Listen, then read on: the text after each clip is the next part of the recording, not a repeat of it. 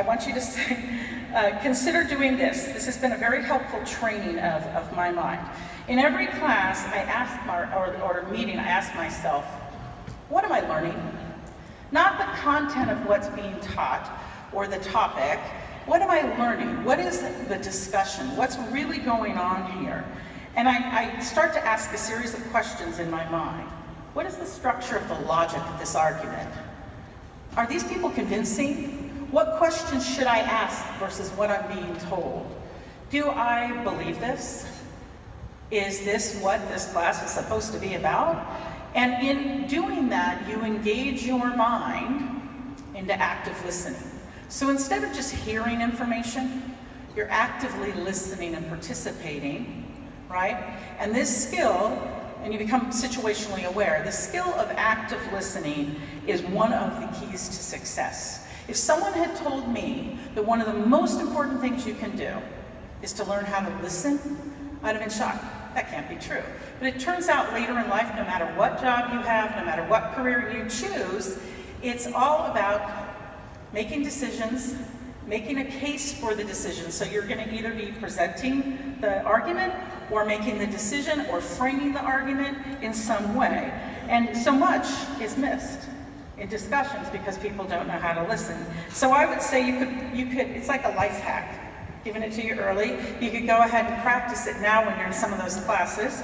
I would say that formulating your point of view in these classes is actually a great exercise in thinking, do I agree or disagree, why not, what would I have had to have heard to agree? Because all of the successful people I know, and if you read my bio, you can see that I worked for the founder of Intel, Andy Grove, as his management trainee, and that, I worked with Bill Gates, I worked with Steve Jobs before he passed, I work with Larry Ellison right now, I'm on his board, that all those people, they ask the simplest questions because they listen very, very carefully. And what they ask is the most basic thing. It's that one more thing that if you asked it, it changes the outcome. And everything about the meeting or the decision is different. So that would be my first tip. So if you're still wondering, okay, how'd she get from liberal arts to running semiconductors? I would of course tell you hard work, because everyone tells you that, right? But I'm gonna tell you something else. Tip number 2, failure. Some of you are coming to the University of Oregon and you have 4.5s and you've never gotten anything but an A, maybe nothing other than an A+. You're the top of your class. Some of you have never gotten anything lower than a B. Some of you are here thinking that it's going to all go great and be perfect. And it might. But the truth is, every single person who's truly successful has failed. And failure is the key to success. And it's not the point of failing, it's what you do when you fail. How do you go forward? What did you learn from it? What will you do differently next time? If you go back and you look, the most obvious case of this in my world is Steve Jobs got fired from Apple, a company he founded. People think he's brilliant. Many of you are young enough to not know he got fired. 12 reasonable people on his board thought, you know what, he's not that good. I think we should fire Steve Jobs. So that's doesn't feel that great, and that was a pretty big failure for him. We've all had them. Everybody has something that doesn't go the way they planned. It's what you do next that matters most. And I would encourage you to understand that and don't be afraid of it. I'm not asking you to be failures, I'm just telling you it can happen, and it doesn't mean anything except an opportunity to learn and go forward. The next thing, besides being a good listener and knowing how to fail, and knowing how to be successful because I work hard, is being a good strategic thinker.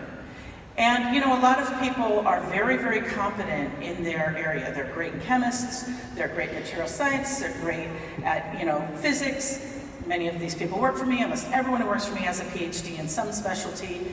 But strategic thinking and reasoning out something through either historical analogy or some other means is really the thing that brings it all together to get from just kind of linear execution to nonlinear execution, or massive success. So I'm going to give you a real-life example of something I learned at the University of Oregon. It's an example of a strategic issue.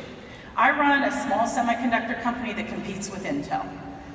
I would know a lot about Intel because I worked there most of my life and built the high-performance part of the business. Intel, imagine Intel's a nation state. They have 4 products on their roadmap, we'll call them 4 armies.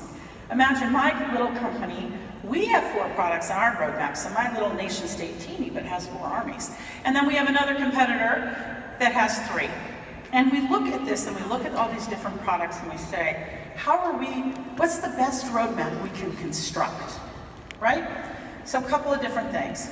First of all, if you plot out everything on an XY axis, that'll be another tool that you'll learn. Everything great that can be analyzed can be done in a 2x2. You'll learn that here. You can obviously start to see the performance over time of each one of these products, right?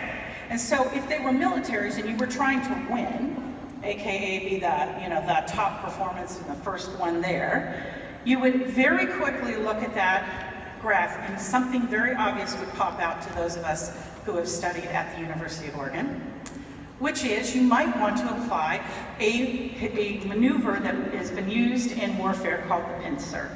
And if you don't know what I'm talking about, I'm going to give you the Wikipedia so you don't have to get your phone out.